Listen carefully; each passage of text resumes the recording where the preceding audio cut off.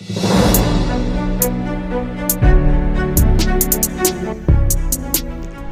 মুহূর্তে একটি uncommon word নিয়ে আলোচনা করতে যাচ্ছি। সে ওয়ার্ডটি হলো কয়।